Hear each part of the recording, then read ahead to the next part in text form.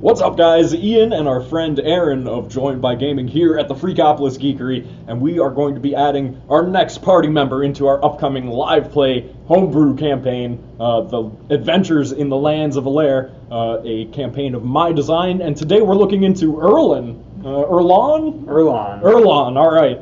Urlan, let's jump into exactly who Urlan is, and we're going to be using Roll20's Charactermancer to put them together. So what race is Urlan? Urlan is a half-elf. Half-elf. Of the wood elf variety. Gotcha. Let's see. So you get your +2 to charisma as a wood elf. You also get a bonus to dexterity, don't you? I think so, right? Not as a half-elf. Not as a half-elf, right. Of the, yeah. Age. What age is Urlan? Well, I was thinking him pretty young because just with him being level 1 and right. everything like that. Yeah, not a huge amount of experience. Just leaving his land and everything. Sure. Probably like around 25. 25 makes good sense for a half-elf. Definitely young, enough experience to be a capable warrior. Yeah. And alignment for Urlan. Chaotic good. Chaotic good. Because you got to keep that rage in check, and sometimes you can't. Yeah, definitely. Like he's definitely a man that's beholden to the will of some very primal things, and yet he wants to do good, though, huh? Oh yeah. Cool. His size is medium. His speed is 30 feet. Very standard stuff there. And language proficiencies. Does he have any additional language proficiencies? I'm thinking like Dwarvish. Makes good sense. Yeah. Sure. Being from the north. There's quite a bit of dwarvish activity in that area, so likely that you saw them. And do you get to pick skill proficiencies as a half-elf like that? 2 additional skills? I did have there was the option for Sword Coast Adventures where you can take the wood elf thing, so I was hoping to do that, but I'm not sure if that works. No, it's totally cool. Yeah, I had 20. forgotten we're going to use a little bit of alternative rules on Urlan, so that he gets the ability to blend in with nature, it was? Yeah. Cool. It's called Mask of the Wild. Mask of the Wild. Alright, we'll be sure to get that in. Otherwise, you get Dark Vision, which allows you to see in darkness up to 60 feet. Really pretty fantastic for any adventuring party. And Fey Ancestry, where you have advantage on saving throws against being charmed, and magic cannot put you to sleep. Oddly specific, I always thought, but I know, right? It works pretty well. Super useful, though. And so what class is Urlan? Barbarian. Barbarian. Cool. And that allows him to pick 2 skills, if you knew which ones you took. I was thinking perception and survival. Definitely makes sense for a guy who lives in the wilds. Yeah. He is proficient with simple and martial weapons, and light, medium armor and shields. He also, at level 1, gets the Rage ability, which in battle he can fight with his primal ferocity. He gets an additional damage on melee attacks equal to the chart. It's +2 at first level, I believe. Yeah. And you get resistance versus bludgeoning, slashing, and piercing, which is very powerful. All the standard forms of physical damage he's tough against. As well as unarmored defense, a really cool barbarian ability that lets them fight shirtless. Oh, yeah. Gives them their dexterity and constitution modifier to their AC. Cool. He's shaping up already.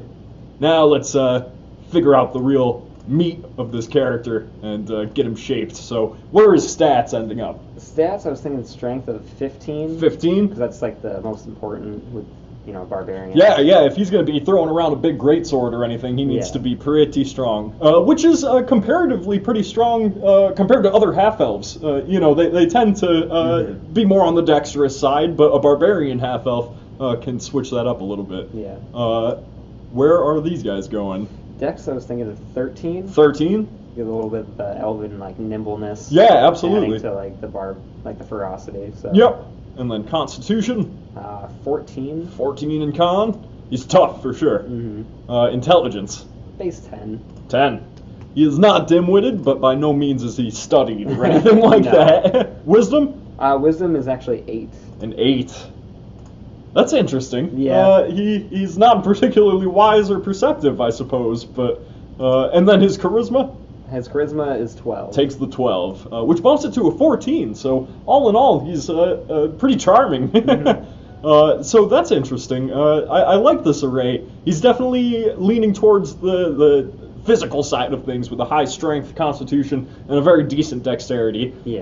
And then a lower wisdom would imply potentially he's a bit foolhardy or willing to throw himself into dangerous situations and whatnot. And the way I thought of him too, since he is so young and he's just kind of like leaving his place, he doesn't know a whole lot about the world. Absolutely, yeah. He just doesn't have the experience under his belt at 25 years old. For a half-elf, they can live a good long while. And then background. We're going to have to do custom on this because we only get the Acolyte. And you chose Outlander, was it? Yes. Cool.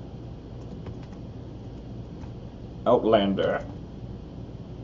Yes. All right, and Outlander gives you. Do you know the skills it gives you? Off the top of my head, I'm not sure. I want to say. Let's see if we can find it real quick. I would assume survival or something, but survival, maybe nature. Yeah, we do have our handy hardcovers here. Hermit, Noble, Outlander, Athletics, and Survival. Cool. Makes good sense to me. That is just from his upbringing being in the wilds.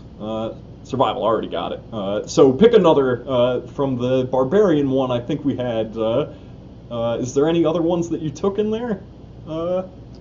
I think the only ones that I had taken were the Perception and Survival. So we have another one that we can add in there, but we can get to that later. Not a problem. Tool proficiencies as an Outlander. One type of musical instrument. Could be drums or something. I think drums would make sense for the character. Absolutely. Drum. Nice. They actually have it as an option. Language proficiencies. I'm not sure. Yeah, you get an extra language, so you can take a pick from there. Yeah. I think naturally Sylvan could make good sense, being the kind of primordial elvish. Yeah. I like that. Cool. Connected to the wild. Yeah. And then your custom background feature is Wanderer, right? Yes. Cool. Wanderer. And what does that do exactly? You have an excellent memory for maps and geography. So as you adventure about the north, you don't have to rely on some cartographer. You just know the area. So that's what we'll put in. It's another one of those. It's another one of those very general background abilities, but it is important if you let your DM know before jumping into the game that I have an excellent memory for maps and geography. I feel like it's a pretty naturalist thing too. You can just kind of judge based on the traditional the moss grows on this side. Yeah, absolutely. It implies that kind of knowledge and experience, so that's cool. And then jumping into personality traits, I see that you have most of those already filled out. Yeah. And that's good because I don't have to list them all off like I usually do. The first one is the personality trait is I'm driven by wanderlust. Oh, cool. That led me away from my home. Just throwing.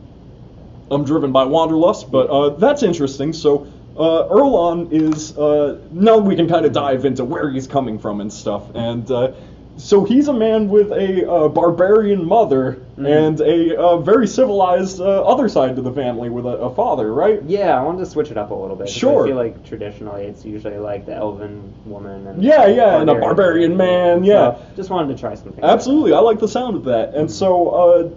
Through this conjoining of a barbaric tribe and a more civilized people, because of encroaching forces that required them to team up, essentially, you were the spawn of the kind of marriage that brought them together, which leads to, I'm sure, a little bit of conflict in his mind, because he embraced the barbaric ways, but he still has a whole side of his family that does not.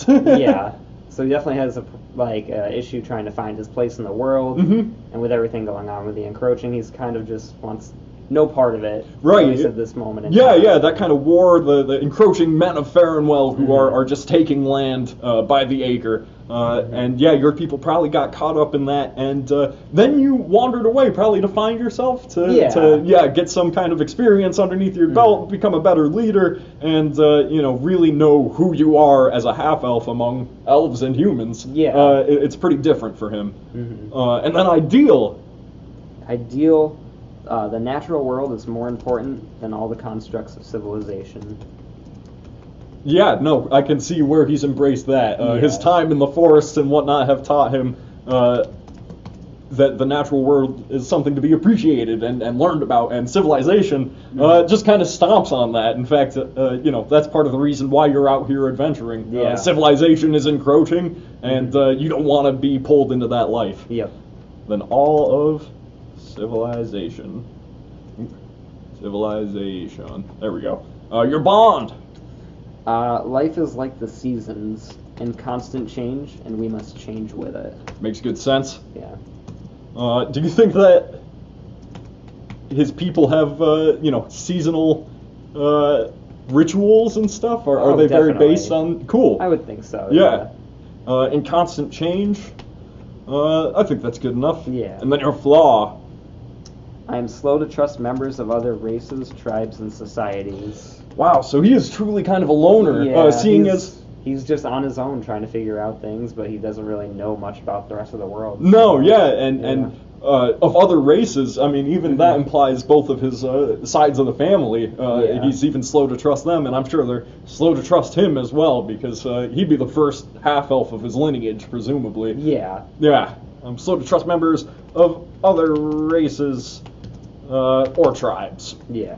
Which will also have interesting implications for the party, because Urlan's going to be a capable warrior from the get-go, but will he trust the rest of the folks that he's been kind of tied up with through fate? We'll find out. Equipment, any martial weapon, and I know that you were partial to the greatsword. Greatsword, It's an excellent choice, throwing 2d6, huge strength-based weapon. And then you picked the great axe. Great axe. Great sword. There we go. And then your secondary weapon, if you want some hand axes or something. I think actually I was trying to go, because I wanted to do like the human and elven side. Right. So the barbarians have like the big swingy swords, and then I definitely wanted to go with like a bow. Yeah. For its elven side. Seems a short bow is the only option here for now, but we will, switch that if we want to. That definitely makes good sense, and he's got the dexterity to back it up as well. Yeah. And I don't imagine that they do all that much spear hunting. Bows are the way to go, so you're proficient with those, yeah. Cool. Finally, we don't have any feats, so we can go into review and apply the changes and just look over this guy. Also, I'm going to have to put in that one other attribute we had, the Mask of the Wild, so let me get that in there. Mask, not Masked of the Wild. A racial ability from being a wood elf. And the description on that is? Can attempt to hide even when only lightly obscured by foliage, heavy rain, falling snow, mist, and other natural phenomena. So that's pretty awesome. Yeah.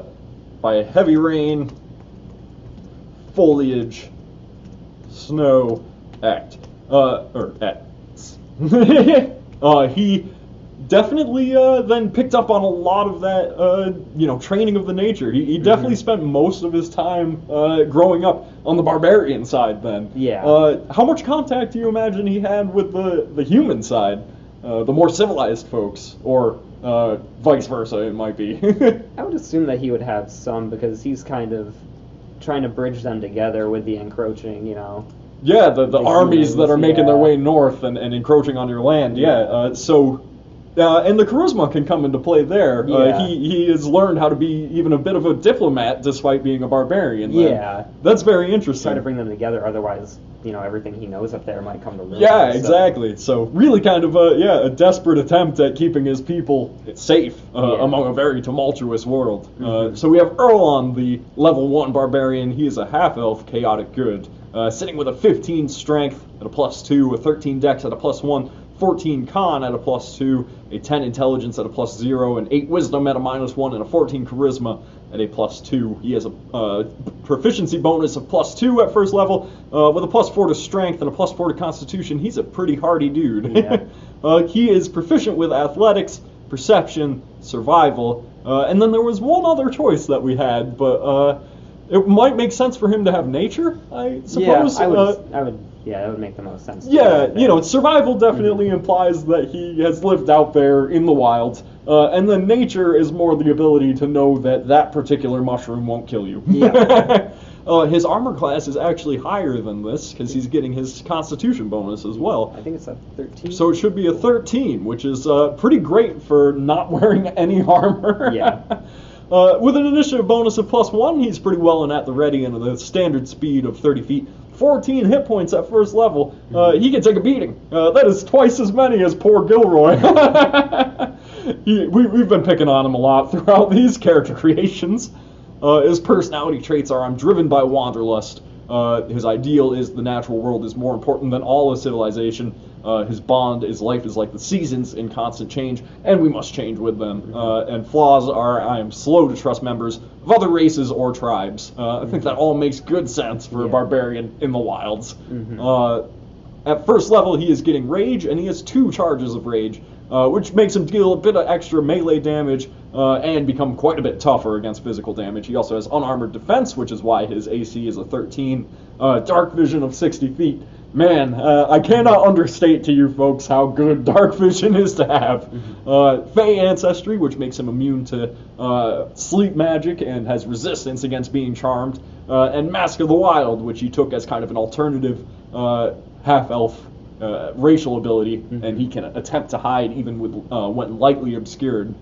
He has his great sword dealing a d6 plus 2 slashing, but when he's raging, or 2d6 plus 2, when he's raging, 2d6 plus 4, and a short bow that he's also quite proficient with, though we'll probably switch that up to a long bow. That's pretty much the overview of this character. How are you feeling about him? I'm really excited for him. I don't generally play barbarians that much. No. I stick with, like, the different sort of spellcasters, not really wizards as much, but like sorcerers and warlocks. Yeah. So I was like, I kind of wanted to try something new and do something different with it, because I feel like a lot of times they just get slotted. Yeah. Very Conan, like, so no, you've kind of defied a lot of the cliches with this character, and now he is wrapped up in something quite bigger than him, it seems. In his wanderlust, in an attempt to find himself, he ended up somehow being captured by the men of Farrenwell and is now shipped north on a red wagon towards the Executioner's Row of the forward camp to fight the orcs. Now, you've probably fought orcs before, you know that, like, as far as all the other people around you, you're in the best shape here. You know how to live in this space. They're all being shipped north from totally distant lands and stuff. A barbarian who's skilled at living in the north would look at this and say, hey, I could, head out in the night and live whenever I want. Yep. Easy peasy. So, cool. I think Urlan is looking awesome. Thank you for joining us, guys. One more party member to make, and then we'll be kicking off the Adventures in the Land of Alaire live play coming soon. Keep an eye out for it. And thanks again, guys.